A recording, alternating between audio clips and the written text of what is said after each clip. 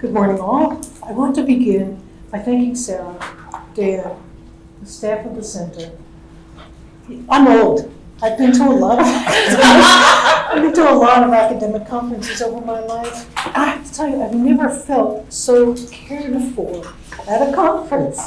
So thank you very much for this. It's really kind of an extraordinary way to begin. The cosmology I'm going to talk about today is not a happy one, but I think we should talk about it some, so I'll do it. I want to talk about a cosmology for conquerors. In all humility, I doubt what I'm going to say today is new, and I hope you can help me situate it within literatures that already exist, because this idea has just kind of grabbed me for about 15 years, and I finally sat down and written it. And it is about this question: what must the world be like in order to turn people into conquerors? How can human beings become so cruel, so thoughtless, so inured to the pain of others? Something has really gone wrong for this to happen. In the early years of the Trump administration, torch-carrying right-wing bigots in Richmond chanted, "You will not replace us. Jews will not replace us." Remember that moment? But what does that mean to be afraid of being replaced? It has to do with place. And so what I want to do is talk about why displacement of others generates a constant anxiety about place. I'm going to create a little bit of a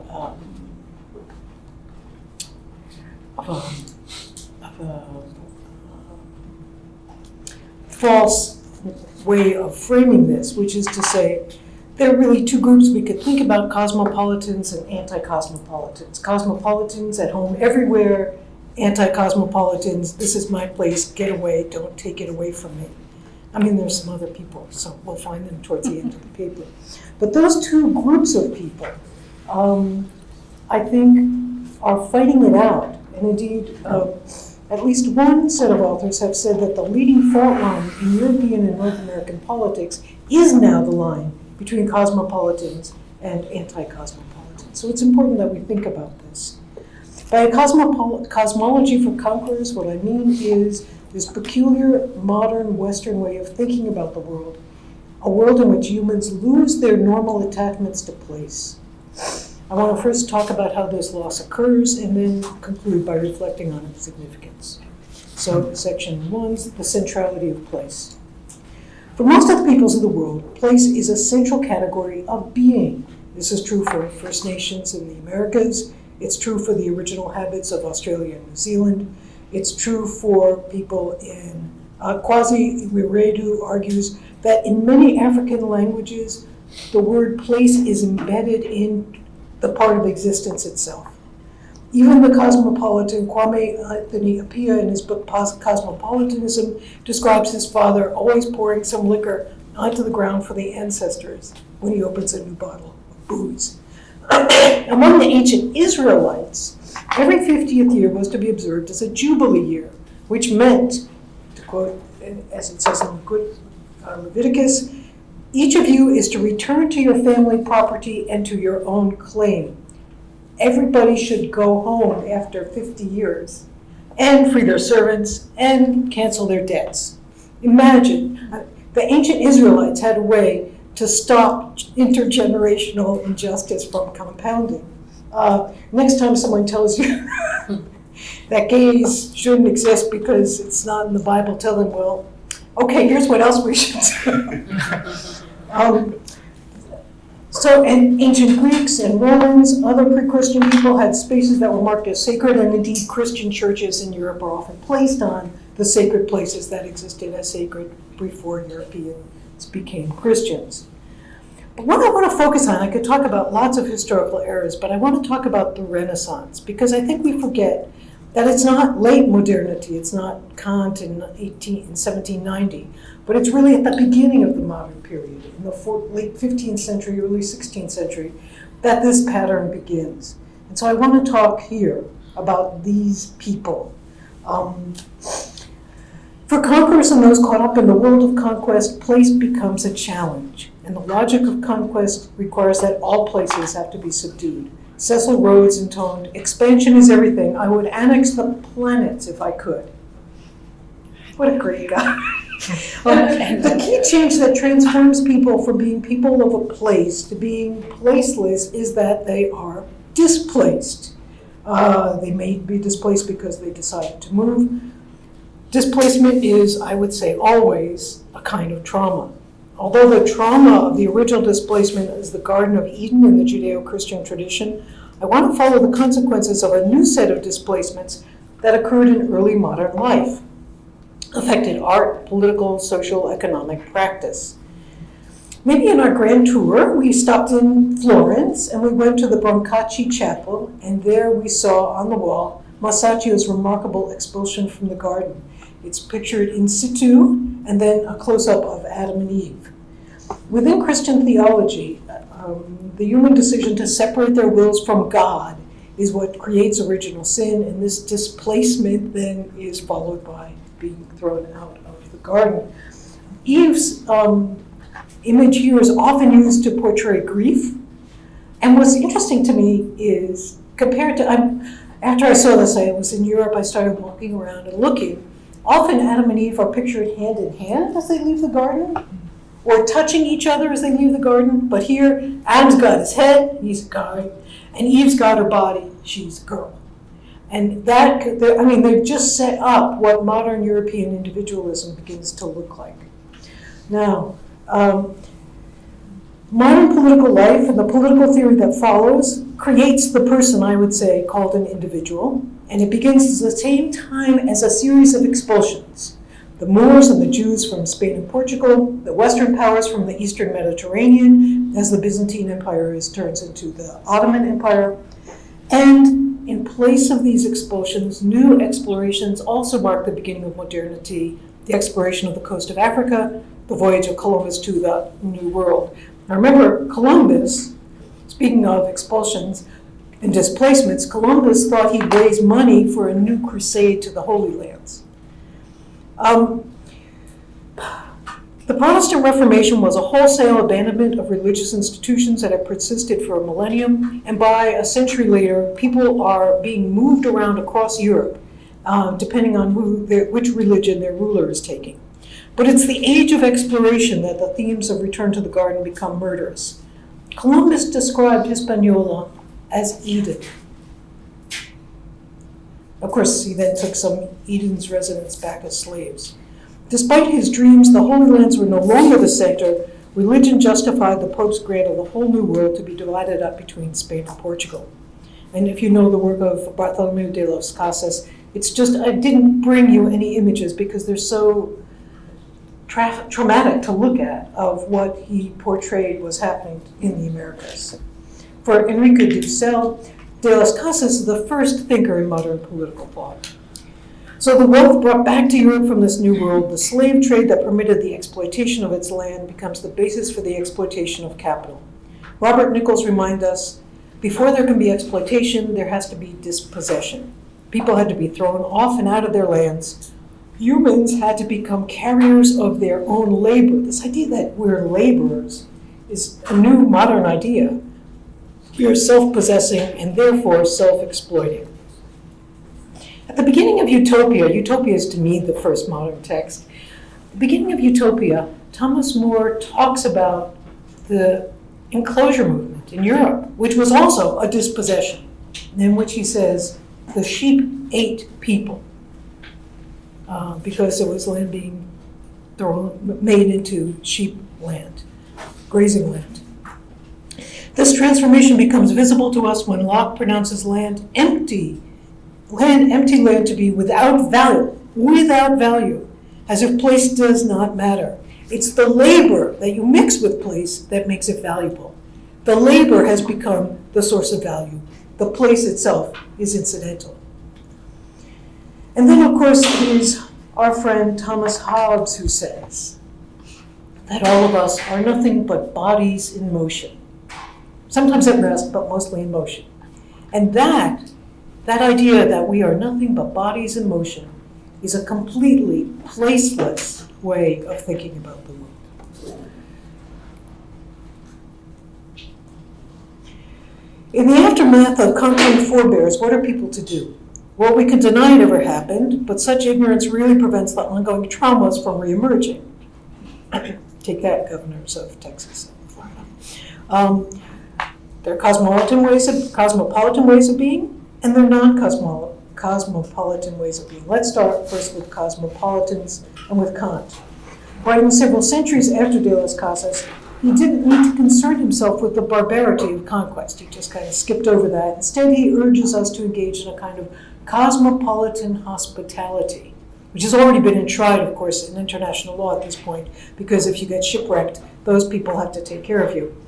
Of course, Wendy Sarbasi and Patrizia Longo wrote this wonderful essay about how migrant workers should be subject to Kantian hospitality, and they are not. But being a cosmopolitan person now has been celebrated by Jeremy Waldron, Martha Nussbaum, David Held, and so on. Craig Calhoun referred to this as the class consciousness of the frequent flyer traveler. And indeed, when you walk down any street in any city, you can find them, right? They've got beautiful bodies that are well-honed, physically attractive, fit into airplane seats. And they have money to travel and to consume exotic goods from all over the world. Not all of human beings who are globalized are cosmopolitan in this way. Some are refugees, emaciated from the struggle. Some are migrant workers, at great risk for obesity, by the way.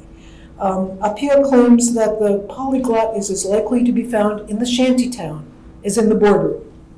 But there's a difference in these two locales, right? For the person in the boardroom, learning French was a way to be at home in the world. For somebody who speaks several languages because they need to in order to live on the street, it's not an accomplishment of the humanities that they speak several languages. So the cosmopolitans can walk smoothly through the world because for them, the path has been smoothed. Intersecting systems of domination, rarely called by that name, have made it possible for them to skip over the unattractive parts of the world as they move around it. In India, highways that move people to and from the airports are called flyovers. We'll just ignore those people down there and live up here. Redeveloped waterfronts in San Francisco, New York, Oslo, London, Buenos Aires, Cape Town, Florence, Paris, all signal here's a place for cosmopolitans.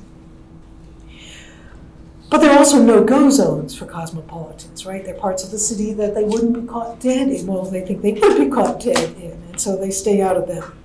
Now, geographers have studied these places. Of course, it mirrors what Fanon told us a long time ago about the two parts of the city, the gleaming city and the Medina, where people die, they get born, nothing matters in their lives.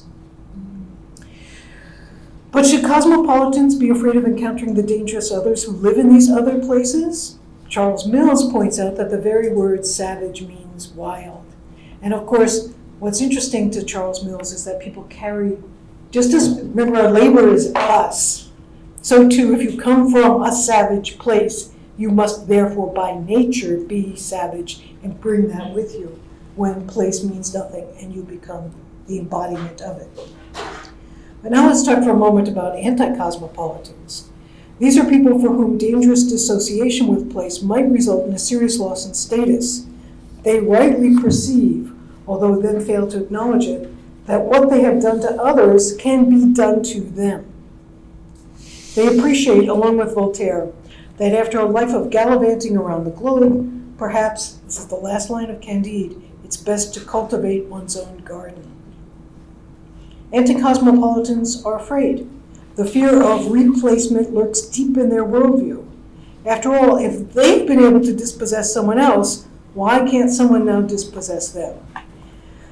Out of such clinging to local tradition, culture, such people are viewed by cosmopolitans as backward-looking.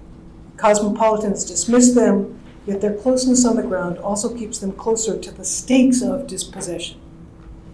The conditions for struggle make these two groups seem inevitable. This leads us to the last point I want to make. Is there some way in which an appeal to care might help us out? So let me talk for a second about the dangers of over-romanticizing or exaggerating place. If places are perceived to be exclusive and only for people like us, There will be conflict and often violence when different groups try to share space. The cosmopolitans can move on to other fabulous haunts. People who are rooted will meet the newcomers with hostility. So what becomes of humans when they no longer can maintain their attachment to place? In Utopia, Thomas More made this a provision of the society. Every 10 years, people had to submit to a lottery where their new home was assigned, and every new home was assigned by choice, by chance. I think this is a perfect John Rawls must have been thinking of this when he invented the original position, because if you were going to end up in some house, but not your house next 10 years, number one, you wouldn't gather that much stuff to carry around. And two, you would make sure that the worst house was actually livable. There are ways, in other words, to cultivate the possibility where place can be for everyone. Consider this claim by Sheldon Wolin. With the emergence of democratic ideas during the 17th and 18th centuries, it fell to the citizen to assume responsibility for taking care of political and social arrangements. Not only operating institutions, but cultivating them, caring for them, improving them, and ultimately defending them. That's what we need to do now. Hassan Haj, who's an Australian scholar, put the point provocatively this way. The global transcendental corporation needs the state, but it does not need the nation. National and subnational governments all over the world are being transformed from being primarily the managers of a national society to the managers of an aesthetics of investment space. Among the many questions that guide government policy, one becomes increasingly paramount. How are we to make ourselves attractive enough to entice this transcendental capital hovering above us to land in our nation? It's a beautiful image, isn't it, of what's actually going on. So on the one hand, what governments must now cultivate is a landscape that will be attractive to global capitalism. So instead of citizens cultivating public institutions for the sake of living well, now governments cultivate citizens who will be attractive for capital. Educated, flexible, willing to work for low wages, docile and placid in the face of basic injustice, and that their patrimony is being handed over to capitalists for their purposes. I end. If cultivation can become a caring alternative to place, might it be possible for some common ground to emerge between cosmopolitans and anti-cosmopolitans? Thank you.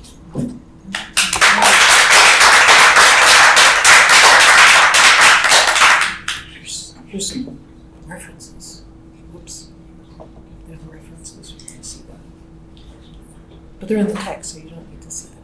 People online, you've taken a picture, screen caught it. Good.